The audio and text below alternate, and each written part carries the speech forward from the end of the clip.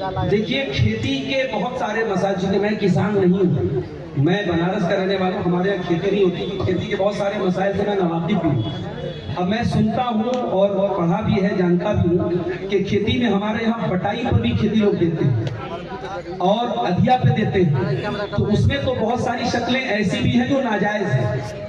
आप उलमा से उसकी डिटेल पता कर लें कि बटाई और अधिया पे जो जमीन देते हैं उसकी कौन सी शक्ल जायज है, कौन सी शक्ल नाजायज है, और उसमें उसूल वही रहेगा कि जितने माल के हम मालिक हैं उतने की हमको ज़कात देना है। शेख, इसमें सवाल उनका ये है शायद जी, हमारे यहाँ जमीन जो लेते हैं लीज पर, जो दो तरह जी, एक बोलते हैं कट भरना, एक बोलते हैं सुद भरना। अच्छा, कट भरना की सूरत ये होती है कि पैसे देकर लेते हैं और वो खेती करते हैं, जैसे 1 साल 2 साल के लिए जो इसमें जी, उस सूरत में। और एक सुद भरना, उसमें पैसे ले लेते हैं, जैसे 10 लाख 5 लाख रुपए पैसे खा लेते हैं, लेकिन उसके जमीन के कुछ भी उसके किराया नहीं देते।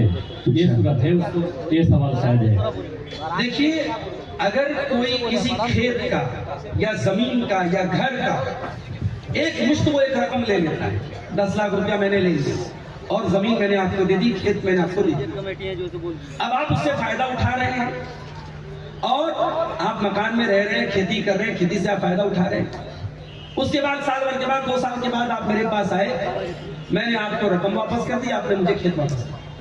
यही शक्ल है, ये शक्ल हराम है।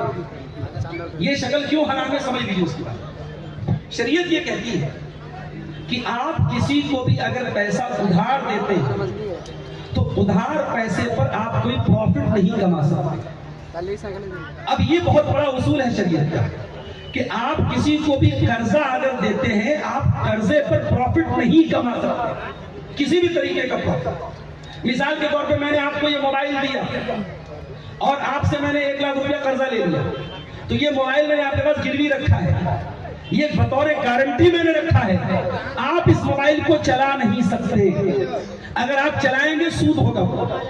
इसी तरीके से अगर मैंने 1 लाख रुपया किसी से लेकर के उसको मैंने अपना मकान दे दिया और वो आदमी उस मकान में रह रहा है और मैं उससे कोई किराया नहीं ले रहा हूँ, और फिर जब वो मकान खाली करता है वो पैसा वापस लेता है, तो ये गलत शक्ल है, ये उस सूद की शक्ल है। अब यही शक्ल अगर खेती में हो रही है तो खेती में भी गलत है, जमीन में भी गलत है, सामान में भी गलत है। आप उसको अपने अपने हिसाब से अप्लाई करें।